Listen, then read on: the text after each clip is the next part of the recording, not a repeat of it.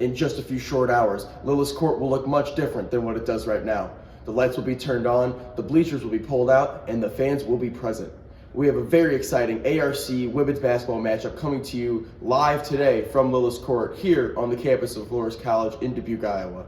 The 4-8 Loras College Dewhawks will be taking on the 5-7 Buena Vista Beavers in a women's basketball matchup.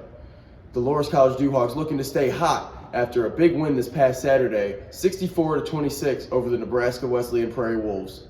Stay tuned for more. Ladies and gentlemen, good afternoon and welcome to the Lillis Court inside of the Athletic Wellness Center here on the campus of Loras College in Dubuque, Iowa. Today's edition brings you the Loras College Dewhawks hosting their conference rivals, the Central Dutch. My name is Jackson Magad, and alongside me for this one is Dwayne Vetter. Dwayne, what are you looking forward to in today's game? Peliquin, nice stop. Brainerd sets it to Magad. Magad with the finesse touch. Gets the point for the Dewhawks. 2-1 off the beautiful setup from Bo Brainerd. Crossover from Naughton in the right hand layup. Really nice move from the guard out of Indianola. And Emily Naughton there. A nice defensive play, but almost catches her out of position. Jab step takes Naughton off her footing. And Scarcella is able to get it to the block to Kelderman for a bucket. And that's the other side of that. It was a great play to almost get the turnover down on her end of the court, but then she was unable to get back, and because of that hustle, it allowed Scarcella to get past her. Absolutely. Moore can't handle it. Bounce pass to her sister, and a layup is good. The Moore-to-Moore connection, getting themselves established here in the second quarter. As Gerald will bring it up and kick it to Scarcella. Ball poked away from Naughton. And for the Dutch, number 30 will check in. Abby Johnson taking out Samantha Scott. Tough shot. Ball almost went out of bounds. The Dutch bench thought it went out of bounds, but the Dewhawks are taking it the other way now as Gerald kicks it to Wittenball. Wittenball for three. No good. Yeah, I agree, Dwayne. I mean, they've really been shutting them down in most all facets. I mean, we talk a lot about the Dewhawks' success from beyond the arc and how necessary it is, and we really haven't seen that today. They're shooting 8 for 25, and in the moments where it seems like they really need to get one, it's just not going down for them. Fortunate there. Gerke with the set to Patterson, and Floyd with a diving stop keeps the ball alive, allows Bayat to rise up. Another stop from Floyd. Gerke the set. The spike stopped again from Floyd. What a play. 3 digs there from Ryan Floyd, the senior, in his first appearance of the game. Love to see that, and the bench is really excited for their guy. Otto to serve, returned by Overfell. Zakowicz puts it up, and Mayotte puts it home. Returned by the Firebirds, and a good job there by Brainerd to keep it alive. Mayotte gets another chance. Returned by Noland. Here's Hendricks, and it's good for a Firebird point.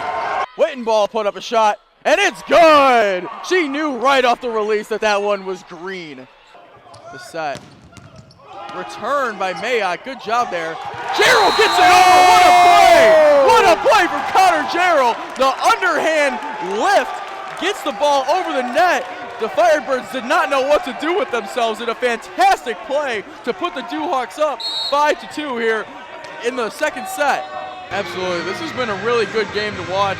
As a fan of sports, you have to love a game like this. I mean, 2 top teams, top seeds in their conference, a lot on the line, and it's been close every single set. I mean, what we're seeing right here is weirdly similar to what we saw in the second set, you know.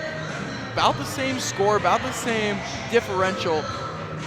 Really interested to see if the Dewhawks can write the story differently this time than what they did in the second set. Ryan Morey will serve here for the Firebirds.